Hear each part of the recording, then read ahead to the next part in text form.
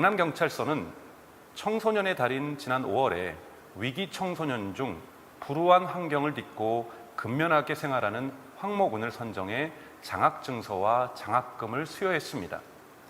강남경찰서는 학교 전담경찰관이 관리하는 위기 청소년 중 가출 청소년 쉼터에서 생활하던 황모군을 선정했다고 밝혔습니다. 청원인께서는 청원을 통해 황군에게 수여된 상장과 장학금을 환수하고 황군을 구속 수사할 것을 요구하셨습니다. 우선 황군의 성범죄 혐의와 관련 황군은 지난 2014년부터 2017년에 걸쳐 피해자에게 수차례 유사성행위 등 성폭력 혐의가 있으나 당시 황군이 형사상 책임을 물을 수 없는 형사 미성년인 13세였다는 점과 증거가 불충분하다는 사유로 불기소 처분을 받았습니다. 그러나 피해자 측은 황군 양어머니 진술을 근거로 범행 당시 황군의 실제 나이가 주민등록과 달리 14세 이상일 가능성이 있다고며 항고했고, 검찰은 지난 1월 추가 수사가 필요하다며 재기 수사 명령을 내렸습니다.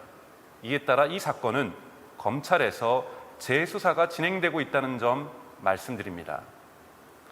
한편 청원인께서는 해당 경찰서는 주민등록 번호만으로도 수사 이력과 범죄 사실을 조회할 수 있었을 것이라며 범죄 기록 확인도 없이 상장을 수여한 해당 경찰서와 쉼터에 사과를 요구하셨습니다.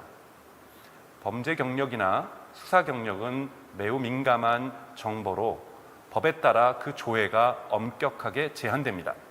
형의 실효 등에 관한 법률 제6조 제1항에서 규정한 수사나 재판을 위해 필요한 경우 등 10가지 경우에만 최소한의 범위에서 조회가 가능합니다.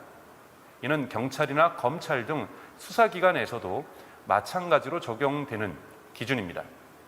이번 청원의 경우처럼 상장 및 장학금 지급과 같은 경우에는 범죄 경력이나 수사 경력을 조회할 수 없다는 점 말씀드립니다. 다만 경찰서는 5월 20일 황군의 성범죄 혐의에 대해 인지하고 지난 5월 27일 장학증서와 장학금을 모두 환수했습니다. 또한 강남경찰서는 장학금 전달 행사를 주관한 책임자를 전보했으며 앞으로 상장 및 장학금 지급 대상자 선정 시 정밀 면담 등을 통해 이번과 같은 문제의 재발을 방지하겠다는 대책을 전해왔습니다. 황군을 보호했던 가출 청소년 쉼터는 청소년 복지지원법에 근거해 가출 청소년을 일정 기간 보호하면서 상담과 주거, 학업, 자립 등을 지원하는 시설입니다. 사실 황군은 과거 양어머니에 의해 아동학대를 당한 피해자이기도 합니다. 당시 황군의 최종 학력은 초등학교 2학년으로 양어머니는 징역 8월에 집행유예 2년의 유죄를 선고받기도 했습니다. 쉼터는 아동학대의 피해자인 황군을 보호해야 할 의무가 있고 그 역할을 성실하게 수행해 왔다는 점 이해해 주시리라 생각합니다.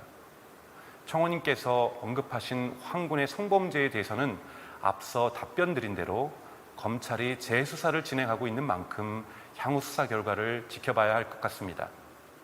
이것으로 오늘 청원 답변을 마치겠습니다. 감사합니다. 세상이 거꾸로 가고 있습니다.